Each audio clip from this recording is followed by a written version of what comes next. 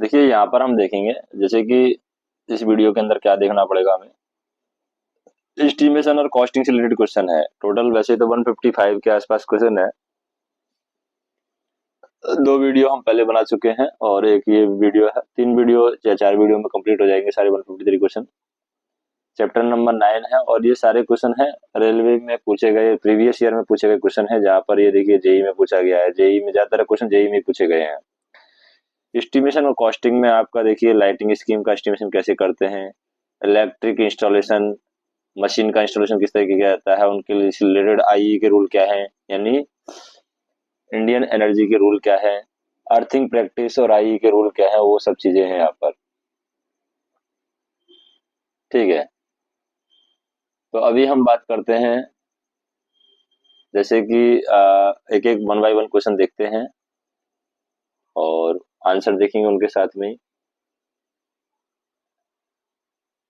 जैसे ऐसा कोई स्थान जहां पर अम्ल और क्षार दोनों चीजें हैं ना, वहां पर आप किस तरीके की वायरिंग का यूज करेंगे? तो वहां पर आपको पीवीसी वायरिंग का यूज करना पड़ेगा।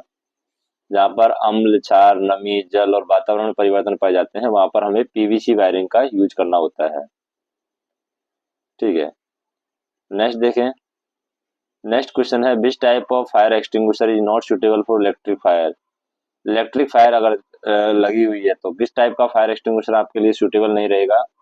वो है फॉर्म एक्सटिंग्विशर जो रहेगा। फॉर्म एक्सटिंग्विशर वहां पर यूज नहीं रहेगा। कार्बन डाइऑक्साइड एक्सटिंग्विशर आप यूज कर सकते हैं, फॉर्म एक्सटिंग्विशर वहां पर यूज नहीं कर सकते। कार्बन डाइऑक्साइड वाला यूज कर सकते हैं, सोडा एसिड का एक्सटिंग्विशर यूज कर सकते हैं, ड्राई पाउडर एक्सटिंग्विशर यूज कर सकते हैं, लेकिन फॉर्म अग्निशामक यंत्र का उपयोग आपको नहीं करना है। ठीक है, नेक्स्ट देखें। नेक्स्ट है earth pit should not be located near. तो अर्थपिट आपको कहां पर लोकेटेड नहीं करनी है? रोड के पास में अर्थपिट लोकेटेड नहीं करनी है। ठीक है, रेल ट्रैक के पास में अर्थपिट लोकेट नहीं करनी है, और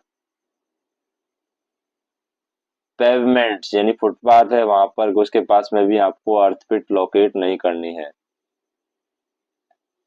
जैसे अर्थपिट मतलब हो गया जो अर्थिंग के लिए जो गड्ढा आप खोदते हैं वो आपको सड़क के किनारे, रेल पटरी या फुटपाथ के पास नहीं होना चाहिए। भूसंपर्कन जिस स्थान के लिए किया जा रहा है वो उससे कम से कम 1.5 मीटर की दूरी पर तो होना चाहिए। जिस स्थान के लिए भूसंपर्कन किया जाता रहा है 1.5 मीटर की दूरी पर होनी चाहिए।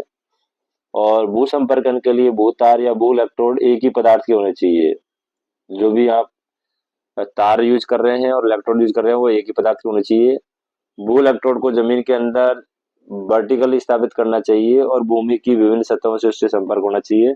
मतलब वर्टिकली आपको इंसर्ट करना होगा उसको, कुछ एंगल वेंगल आपको नहीं देना है। ठीक है, नेक्स्ट देखें। जैसे न्यूट्रल अर्थिंग जो होता है उसका दूसरा नाम क्या हो सकता है? जो न्यूट्रल अर्थिंग है उसका दूसरा नाम सॉलिड अर्थिंग भी हो सकता है। क्या हो सकता है? Solid earthing.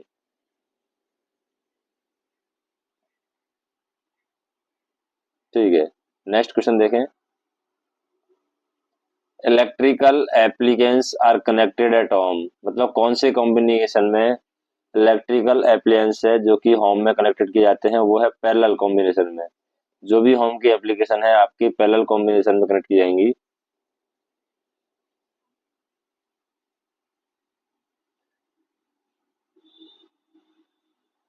तो क्योंकि क्या है वोल्टेज यहाँ पर सेम रहेगा। कुछ अगर किसी इक्विपमेंट में प्रॉब्लम आई तो बाकी इक्विपमेंट पर उसका फर्क नहीं पड़ेगा। और ये जो जितने भी उपकरण आपके लगे रहेंगे वो रेटिंग के अनुसार आपकी करंट रिसीव करते हैं। और जो आपकी स्ट्रीट लाइन है जो कि आपके रोड लाइट होती है वो भी आपकी पैरेलल में ही जोड़ी जाती है। घरों में सप्लाई है वो भी पैरेलल में जाती है। सप्लाई की फ्रीक्वेंसी है वो 50 हर्ट्ज होती है और वोल्टेज जो रहता है वो आपका आरएमएस वैल्यू रहती है। और मानक वोल्टेज है कुछ जो घरेलू कार्यों के लिए मतलब भारत में वो 240 वोल्ट है। घरेलू कार्यों के लिए मानक वोल्टेज 240 वोल्ट। नेक्स्ट देखें। The type of wiring that is highly suitable for the temporary shed. Temporary shed के लिए हाईली सुटेबल किस टाइप की वायरिंग का इस्तेमाल किया जाता है, उसको बोलते हैं क्लीट वायरिंग। तो अस्थायी शेड के लिए क्लीट वायरिंग है वो सबसे ज्यादा उपयुक्त होती है, और क्लीट वायरिंग की जो लागत है वो कम होती है।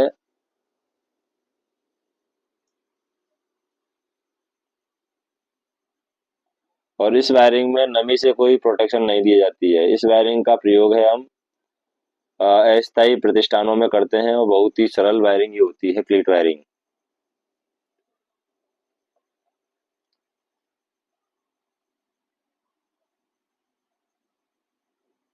नेक्स्ट हम देखें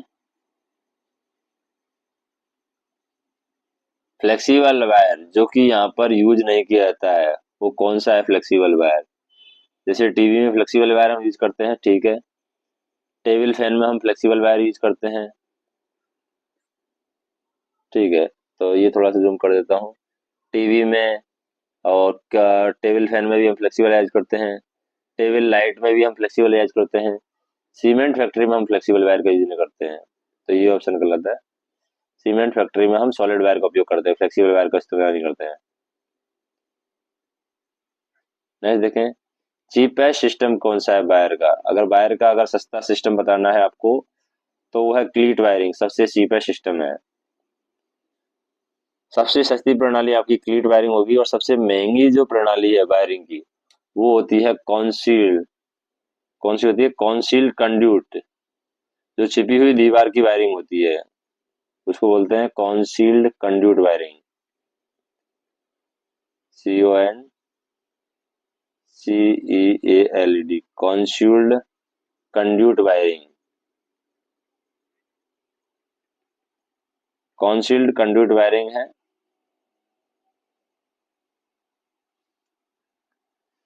और पाइप के अंदर तार केवल दीवार के अंदर ही फिट किया जाता है। वायरिंग की आपकी चार विधि होती है। एक क्लीट वायरिंग होता है, एक होता है बैटन वायरिंग, ये दूसरा टाइप का है बैटन वायरिंग।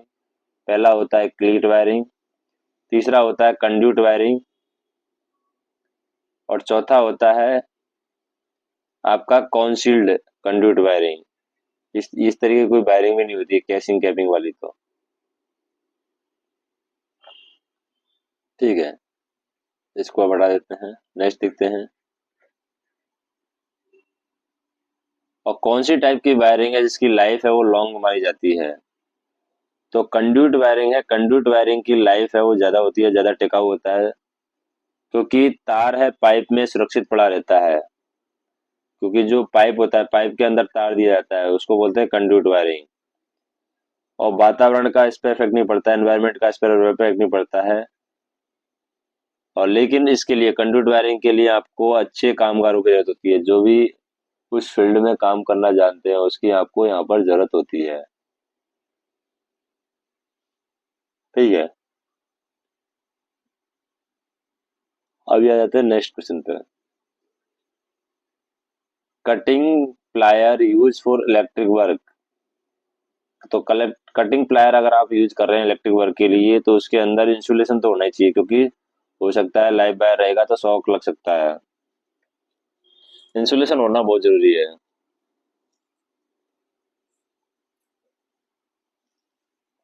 क्योंकि कटिंग वायर का अगर आप प्रयोग कर रहे हैं और उस समय सप्लाई ऑन है, तो आपको इलेक्ट्रिसिटी के झटके लग सकते हैं, तो इसलिए उसमें इंसुलेशन होना जरूरी है। नेक्स्ट देखें, in case of staircase wiring which type of switch is used. तो स्टेयर केस वायरिंग में आप कौन सा स्विच यहाँ पे यूज करते हैं? टू वे स्विच आपको यूज करेंगे। सीढ़ियों पे जो यूज किया जाता है वो टू वे स्विच यूज किया जाता है। टू वे स्विच का कनेक्शन कैसा होता है वो भी मैं बता देता हूँ यहाँ पर। देखिए, टू वे स्विच का अगर कनेक्शन आपको देखना है, इस तरीके से रहेगा। एक ये रहेगा, एक ये रहेगा, तीन तीन पॉइंट रहते हैं यहाँ पर, ठीक है।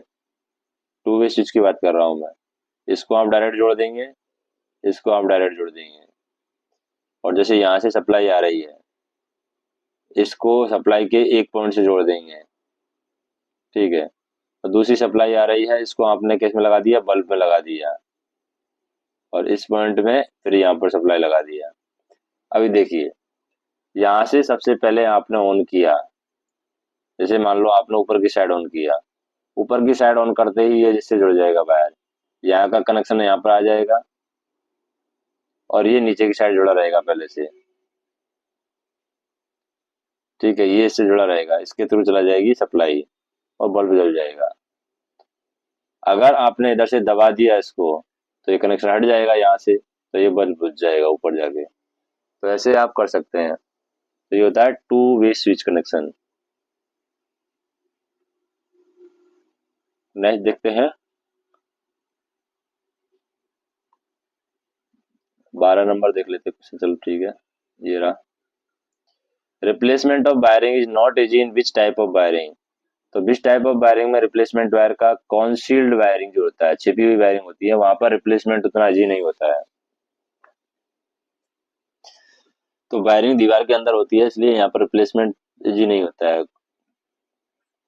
नेक्स्ट देखें, जैसे कि कुछ ज्यादा ही यहाँ पर दिया हुआ है, मेजरमेंट करना पड़ेगा हमें। एक बिल्डिंग के अंदर 3 फ्लोर है, ठीक है। प्रत्येक फ्लोर के अंदर 4 फैन है 50 वाट के, ठीक है। 3 फ्लोर है, 4 फैन है 50 वाट के। तो 3 फ्लोर ऐसे कैलकुलेट कर सकते हैं, 3 फ्लोर है, एक फ्लोर पर 4 फैन है और 50 वाट के हैं।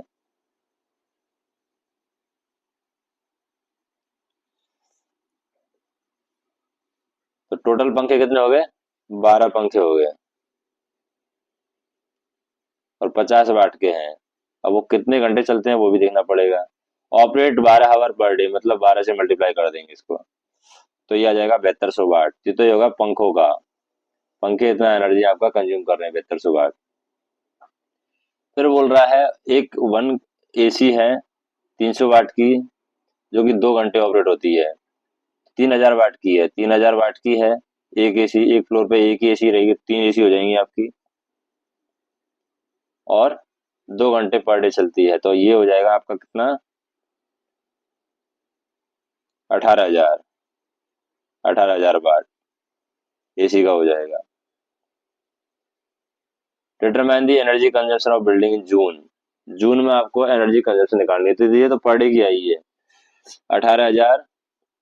अब जून महीने की निकालनी है, तो जून महीने की, जैसे जून महीने में 30 दिन होते हैं, तो 30 से मल्टीप्लाई करेंगे 7200 को, और इसी तरीके से आपको 18,000 को 30 से मल्टीप्लाई करना पड़ेगा, दोनों को जोड़ना पड़ेगा। तो इसको जब 30 से मल्टीप्लाई करेंगे, 7200 को 30 से मल्टीप्लाई करेंगे, तो ये आ जाएगा 2,16,000, ठीक है।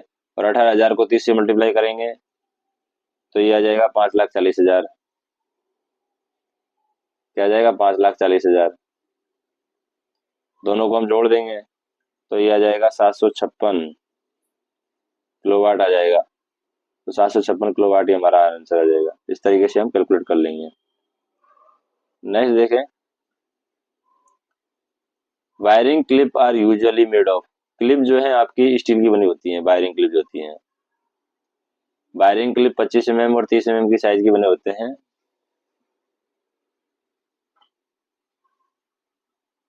और वायरिंग क्लिप जब आप लगाते हैं तो 10 सेंटीमीटर पर तो ऊर्ध्वाधर बार वायरिंग लगाते हैं, वायरिंग क्लिप 10 सेंटीमीटर पर, और क्षैतिज हॉरिजॉन्टल वायरिंग लगाते हैं 15 सेंटीमीटर की दूरी पर लगाते हैं। लेकिन कैलकुलेशन के समय हम 13 सेंटीमीटर भी मान सकते हैं।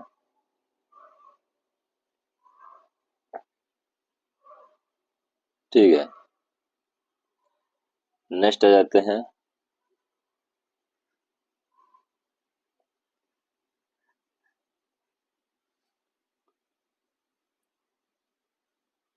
Switch unit need not be on what type of wire. तो स्विच यूनिट की हमें कौन से टाइप के वायर पर जरूरत नहीं पड़ेगी?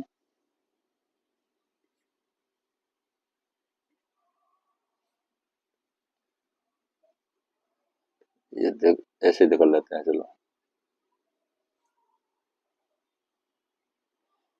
Switch unit need not to be on the best type of wiring. तो किस टाइप के वायर के लिए हमें स्विच यूनिट की यहाँ पर जरूरत नहीं पड़ेगी? तो जो न्यूट्रल होता है वहां पर आपको स्विच लगाने की जरूरत नहीं है। फेज अर्थ पे लगानी होती है स्विच की, फेज पे ही लगाना होता है। वैसे स्विच हमेशा फेज तार पर लगाया जाता है। और अगर डीसी सप्लाई है तो डीसी सप्लाई में आप किस पर, अर्थ पर भी लगा सकते हैं, मतलब उदासीन पर भी लगा सकते हैं डीसी सप्लाई है तो। लेकिन एसी में तो आपको स्विच फेज पर ही लगाना पड़ेगा, और कोई तरीका यहाँ पर नहीं है।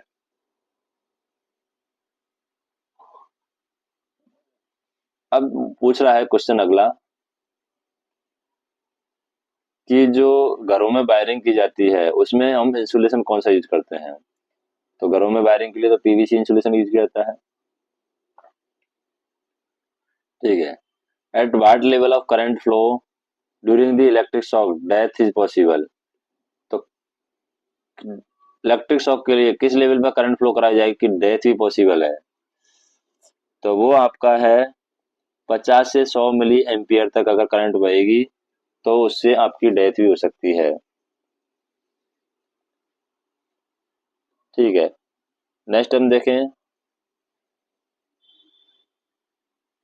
जब ड्राई कंडीशन में हो तो ह्यूमन बॉडी का रेजिस्टेंस कितना होता है। ह्यूमन बॉडी का जो रेजिस्टेंस है आपका 100 किलो ओम होगा शुष्क अवस्था में।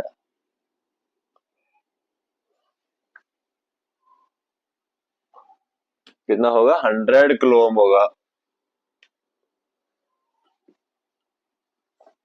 नेक्स्ट देखते हैं,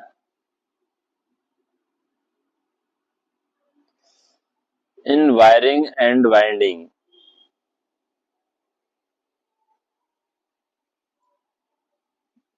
in wiring and binding and abbreviation for SWG. SWG का मतलब होता है standard wire gauge, abbreviation for is standard wire gauge. Next देखते हैं,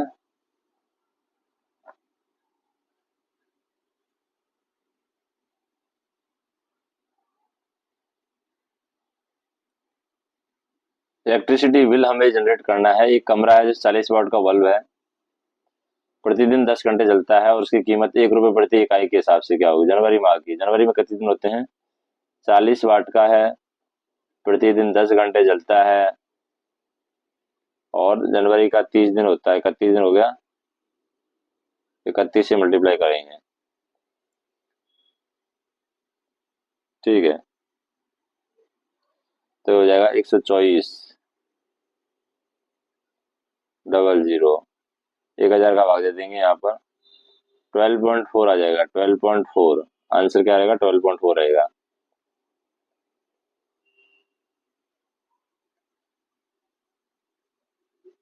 अर्थ वायर है, अर्थ वायर किससे कनेक्ट किया जाएगा।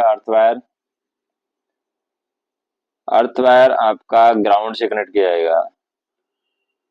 किससे कनेक्ट करेंगे, ग्राउंड से कनेक्ट करेंगे अर्थ वायर।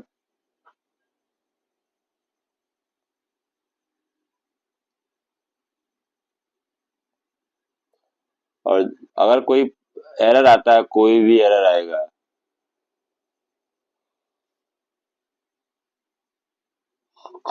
तो उसको हम वापस ले लेंगे, क्योंकि अगर कोई एरर आया तो सारी जो करंट है आपकी अर्थ में चली जाएगी। और जो भी उपकरण है, क्योंकि उपकरण की सेफ्टी के लिए हमने अर्थिंग की हुई है, तो उपकरण हमारे सेफ हो जाएंगे। ठीक है, अभी आते हैं नेक्स्ट क्वेश्चन पे।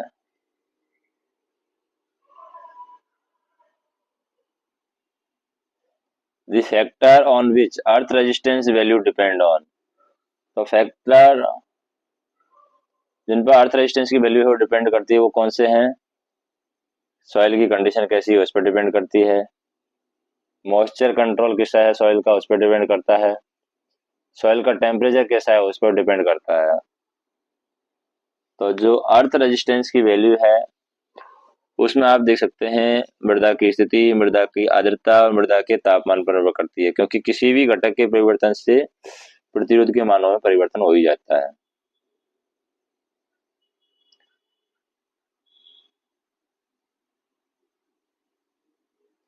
नेक्स्ट हम देखें कौन सा एक्ट है जो कि India use to regulate Indian power sector today. तो इंडियन पावर सेक्टर को रेगुलेट करने के लिए कौन सा घटक हम यूज करते हैं आजकल, तो वो है आईई एक्ट 2003। इससे पहले अब तो यूज करते हैं आईई, इंडियन इलेक्ट्रिसिटी एक्ट 2003 हम यूज करते हैं। 2000 है। इससे पहले अधिनियम चलते थे जैसे कि 1910, 1948, 2000, जिनका आधुनिक रूप अधिकतम 2003 है। इसमें विद्युत के उत्पादन, संरक्षण, किस तरीके से इलेक्ट्रिसिटी जनरेट की जाएगी, किस तरीके से उसका वितरण किया जाएगा, किस तरीके से उसकी जो कॉस्ट है उसको रिड्यूस किया जाएगा, वो सारी चीजें यहाँ पर बताई गई है। ठीक है, अभी आता है नेक्स्ट क्वेश्चन पे।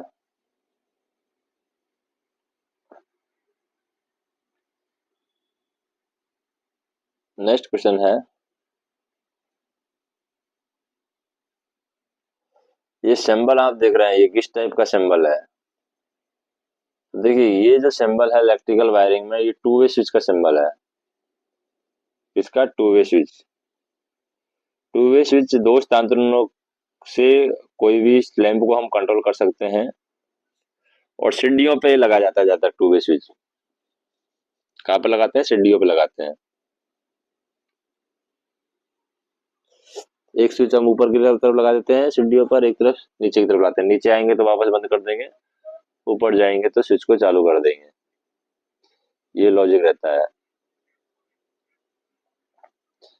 नेक्स्ट हम देखें, at a pressure of 500 watt volt applied between each live conductor and earth for period of 1 minute, the insulation resistance of medium and low voltage installation shall be at least। तो insulation resistance क्या होगा? 500 volt आपने test के लिए apply किया है, 1 minute के लिए आपने अप्लाई किया है, तो इंसुलेशन रेजिस्टेंस है कम से कम 1 मेगा ओम होगी। और ये किसके द्वारा स्पेसिफाइड है? ये आपका जो इंडियन स्टैंडर्ड है उसके द्वारा ही स्पेसिफाइड है कि इंसुलेशन रेजिस्टेंस की वैल्यू 1 मेगा ओम होगी। नेक्स्ट देखते हैं,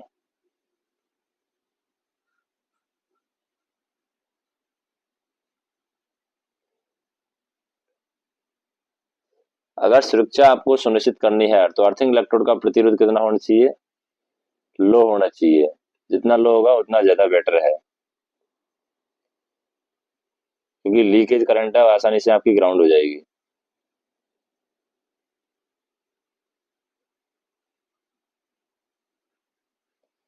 as per I rule, the maximum number of outlet point in light and fan sub circuit should be. तो मैक्सिमम आउटलेट पॉइंट कितने हो सकते हैं? आई के रूल के हिसाब से 10 ही हो सकते हैं। तो 800 वाट के 10 हो सकते हैं। और अगर आपका पावर सर्किट है,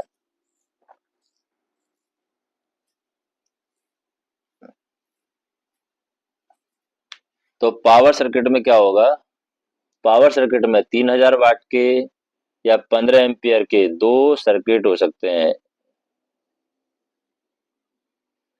कितने होते हैं? 2 सॉकेट हो सकते हैं। अगर आपका पावर है जिसमें 3000 वाट का और 15 एम्पियर के सॉकेट हैं, तो 2 ही हो सकते हैं आप।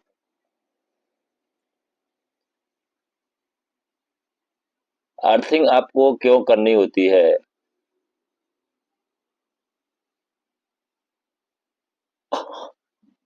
दी डेंजर ऑफ इलेक्ट्रिक शॉक की वजह से।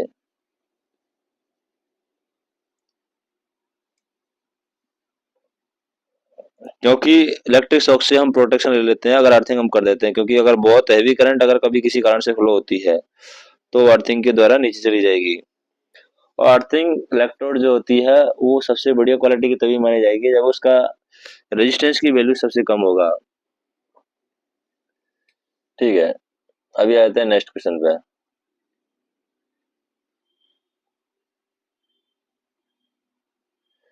सॉलिड ग्राउंडिंग है। सॉलिड ग्राउंडिंग आप अडेप्ट तो करते हैं, तो सॉलिड ग्राउंडिंग क्या करते हैं? 660 वोल्ट होता है सॉलिड ग्राउंडिंग। 660 वोल्ट से नीचे है सॉलिड ग्राउंडिंग की जाती है।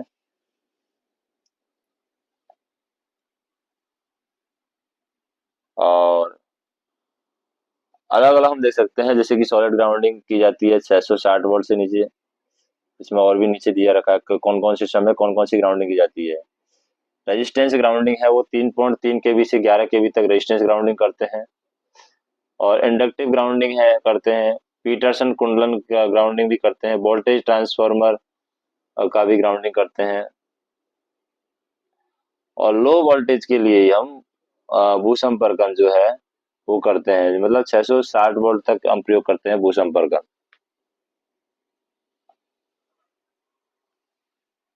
ठीक है,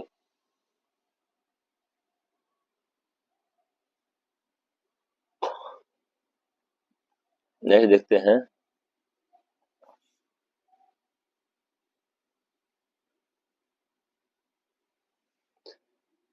नेक्स्ट क्वेश्चन आ जाता है हमारा, प्लीज। तो इस वीडियो में मेरे हिसाब से इतने ही काफी है, नेक्स्ट वीडियो में देखेंगे बाकी क्वेश्चन। तो वीडियो कैसा लगा कमेंट करके बताइए, और चैनल को सब्सक्राइब कर लीजिए, और नोटिफिकेशन को आपको ऑन कर लीजिए, क्योंकि जैसे ही नया वीडियो डलेगा तुरंत आपको पता चल जाएगा, तो वो आपके लिए फायदेमंद रहेगा। धन्यवाद।